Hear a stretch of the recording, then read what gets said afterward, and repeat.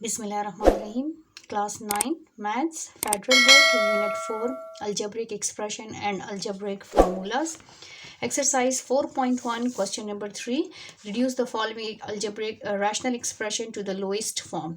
जितने भी rational expressions दिए हैं हमने इसको lowest form में convert करना है. तो सबसे पहले हम part 1 को कर लेते हैं. Part 1 हमारे पास है 120. जो क्वेश्चन हमारे पास है 120 X square Y cube Z 5 divided by हमारे पास 30 X cube Y and Z square. ये हमारे पास क्वेश्चन है, इसको हमने सॉल्व करना है. तो नेक्स्ट स्टेप में देखें हमने क्या करना है. सबसे पहले हम नंबर्स को रिमूव करेंगे, सॉल्व करेंगे. तो ये हो जाएगा 120 X square Y cube Z 5 divided by हमारे पास आ गया 30 X cube Y and Z square. अब यहाँ पर हमेशा याद रखें जब भी नंबर्स का लास्ट डिजिट जो है जो यूनिट प्लेस होता है उसका अगर ज़ीरो आए दोनों नंबर्स का तो वो आपस में कैंसिल हो सकता है.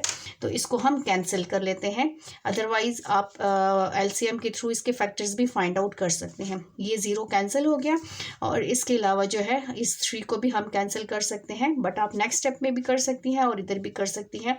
तो ये आपका हो गया 3 1 is 3 3 4s are 12. हमारे पास बच गया 4. यहाँ पर आ गया 4 एक्स स्क्वायर. न्यूमरेटर को पहले लिखेंगे वाई क्यूब जेड 5. अब जो डिनोमिनेटर है इसको हमने ऊपर शिफ्ट करना है. यूनिट 2 में हम कर चुके हैं. तो ये हमारे पास हो जाएगा एक्स. अगर हम ऊपर लेकर जाएंगे तो जो भी प्रेजेंट साइन होगा उसका ऑपोजिट साइन लेना है. तो यहाँ पर प्रेजेंट साइन जो है वो प्लस है. जब ये ऊपर जाएगा तो ये माइनस हो जाएगा. माइनस क्यूब वाई हमारे पास कुछ नहीं है तो इट्स मीन 1 है. जब ये ऊपर जाएगा तो -1 हो जाएगा और z नीचे से ऊपर शिफ्ट होगा तो ये -2 हो जाएगा. अब हमने वेरिएबल्स को अरेंज करना है. तो ये हो जाएगा 4 एक्स स्क्वायर. एक्स स्क्वायर के साथ हम लिखेंगे x -3. फिर हमारे पास हो जाएगा y3 वाई क्यूब और यहाँ पर हो जाएगा y -1.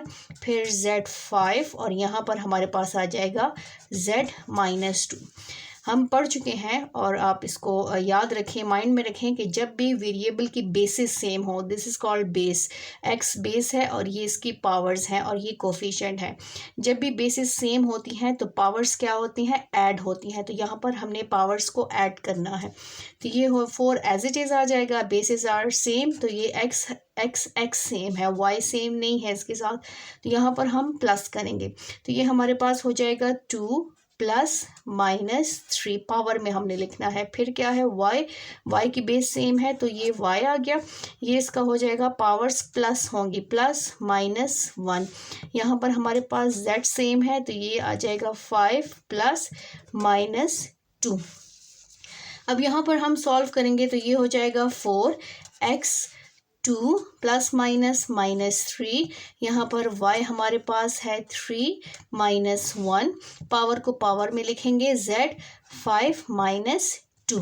अब इसको मज़ीद हम सॉल्व करेंगे क्योंकि अभी सॉल्यूशन पॉसिबल है. x 2 में से तो माइनस नहीं हो सकता बट हम 3 में से माइनस करेंगे. ये प्लस माइनस माइनस नंबर्स तो माइनस होंगे. 3 में से 2 माइनस करें 1. 3 क्या है, बड़ा है 2 से, इसलिए ना माइनस का साइन आएगा. फिर यहाँ पर हमारे पास y है. 3 में से 1 माइनस करें 2 और यहाँ पर हमारे पास z रह गया. 5 में से 2 माइनस करें तो हमारे पास आ गया 3. अब इसकी पावर नेगेटिव है, इसको हमने पॉजिटिव बनाया तो इसकी हम जगह चेंज कर लेंगे तो इसका पावर क्या हो जाएगा, पॉजिटिव हो जाएगा.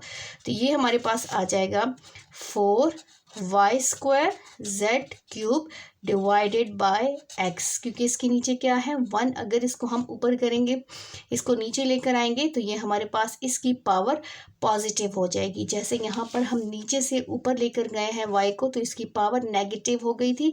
अगर इसको हम वापस लेकर आना चाहें तो इसकी पावर पॉजिटिव हो जाएगी.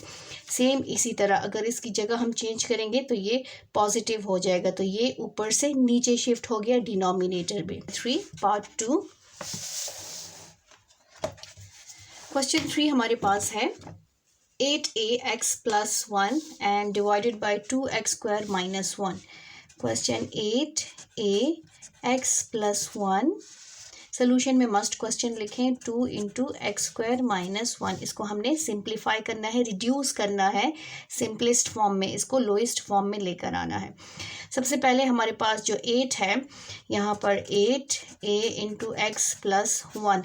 8 हमारे पास रिड्यूस फॉर्म में नहीं है, तो इसलिए 8 को हम लिख सकते हैं 2 मल्टीप्लाई 2 मल्टीप्लाई 2, 2 2 ज़ा 4, 4 2 ज़ा 8। इसको हमने सिंपलेस्ट फॉर्म में लिखा, फैक्टर्स में कन्वर्ट किया। 2 अपने लोएस्ट फॉर्म में है और इस पे हम फार्मूला अप्लाई कर सकते हैं, इसलिए इसको सबसे पहले हम फार्मूले की फॉर्म में लिखेंगे।